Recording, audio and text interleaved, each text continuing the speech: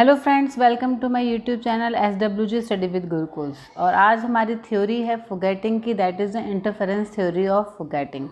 कैसे जो है इंटरफेरेंस अपना रोल प्ले करता है फॉरगेटिंग में, इसके बारे में हम पढ़ेंगे कि कैसे जो इंटरफेरेंस थ्योरी जो है it came up. So it was in 1930s, 1940s and 1950s when psychologists were thinking about forgetting. तो तब जो है मेन कॉज ऑफ फॉरगेटिंग का सोचा जाता है इंटरफेरेंस। नाउ इंटरफेरेंस का यहाँ क्या मतलब है? It was assumed that memory can be disrupted और interfered but what we have already learned, और दैट मीन्स जो भी हमने प्रीवियसली लर्न किया हुआ है या जो भी हम फ्यूचर में लर्न करने वाले हैं उससे हमारी लर्निंग पे फ़र्क पड़ता है, क्योंकि ये जो है हमारी मेमोरी को डिस्टर्ब कर सकता है और इंटरफेयर कर सकता है। And this idea suggested that the information in the long term memory may be confused और can be combined with any other information during the encoding, जिसकी वजह से जो भी हमने लर्न किया हुआ है वो डिस्टॉर्ट हो सकती है और डिस्टर्ब हो सकती है। यानी कि जो भी हमने पहले लर्न किया है या जो भी हम लर्न करेंगे तो उसमें जो है इंटरफेरेंस आ सकती है। किस वजह से?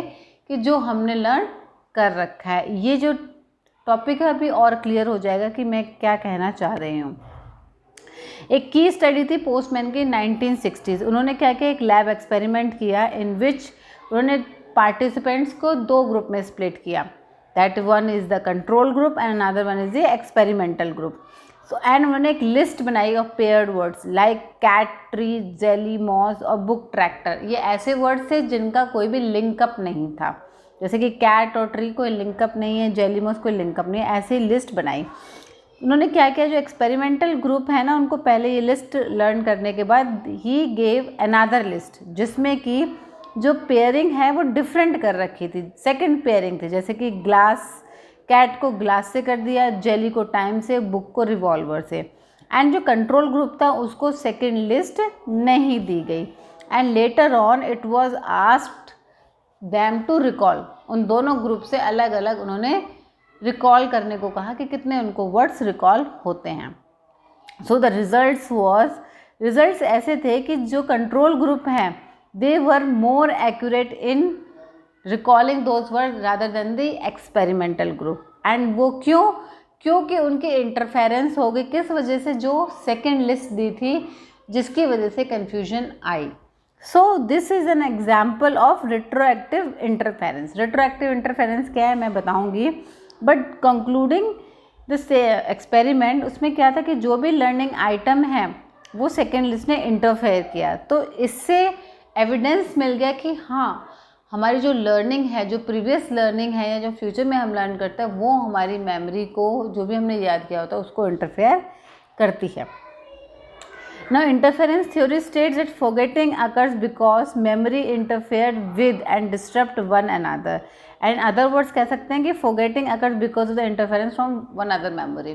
इसका कहने का मतलब ये है, हम इसलिए भूल जाते हैं क्योंकि हमारी एक मेमोरी जो हमने याद रखी होती है वो दूसरी मेमोरी जो वो भी याद रखी होती है वो आपस में इंटरफेयर करते हैं, जिसकी वजह से एक या दूसरी, दोनों में से कोई भी मेमोरी की फॉरगेटिंग हो जाती है। So forgetting occurs just because of interference of the memories. अब ये जो इंटरफेरेंस है it can be of two type, जैसे कि मैं अभी बता रही थी। The first one is the proactive interference. Pro का मतलब है forward, which occurs when you can not learn a new task because of an old task. मतलब आप कोई नया टास्क लर्न नहीं कर पा रहे हो क्योंकि आपने उसका जो ओल्ड जो आपने सीखा हुआ है वो उसमें इंटरफेयर कर रहा है। जैसे कि बहुत बार होता है कि जैसे कि अभी हमारे प्राइम मिनिस्टर नरेंद्र मोदी हैं, अब मान लीजिए कि वो चेंज हो जाते हैं तो हमें वो याद करने में थोड़ा टाइम लगता है। जब भी आपसे पूछता है प्राइम मिनिस्टर तो आपको प्रीवियस प्राइम मिनिस्टर ही कुछ दिन रिकॉल होता है और धीरे धीरे जाके वो आपको याद होता है। सो ऑल दीज मतलब जो भी हमारी प्रीवियस लर्निंग होती है अगर वो इंटरफेयर करती है हमें न्यू कुछ लर्न करने के लिए तो उसको बोलते हैं हम proactive interference. Next is the retroactive interference. Retroactive interference क्या होती है? Retro means backward. So it occurs when you forget a previously learn task due to learning of a new task. इसका मतलब है कि जो आपने कुछ नया लर्न किया है उसकी वजह से आप पुराना लर्न कर लेते हैं। जैसे छोटे बच्चों के साथ बहुत होता है, वो आगे आगे नया लर्न करते जाते हैं और पीछे पीछे का भूलते जाते हैं, इसलिए उनको रिविजन की ज़रूरत होती है और रिपीटिशन मैम क्लास में ज़्यादा कराती है। सो इन अदर वर्ड्स कि learning interferes with earlier learning where new memories disturb the old memories. मतलब जो हमने नया सीखा है वो हमें ओल्ड मेमोरीज रिकॉल नहीं करने दे रहा, उसको बोलते हैं रिट्रोएक्टिव इंटरफेरेंस। नाउ ये जो थ्योरी है इसकी कुछ लिमिटेशंस हैं। इनकी लिमिटेशंस क्या है कि पहली है कि ये कॉग्निटिव प्रोसेस को डिफाइन नहीं करता कि फॉरगेटिंग में क्या है कॉग्निटिव प्रोसेस है उसका नहीं पता चलता। And next is the laboratory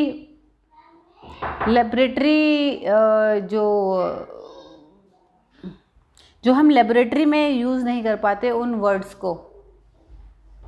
मतलब ये मेरा कहने का मतलब है कि लेबोरेटरी में मेनली इसका यूसेज किया जाता है, इसकी टेस्टिंग की जाती है। रियलिटी में इतना टेस्टिंग इसकी नहीं की पाई, जिसकी वजह से इसका लो इकोलॉजिकल वैलिडिटी है एज ए रिज़ल्ट, जिसकी वजह से हम इसको जनरलाइज नहीं कर सकते हैं।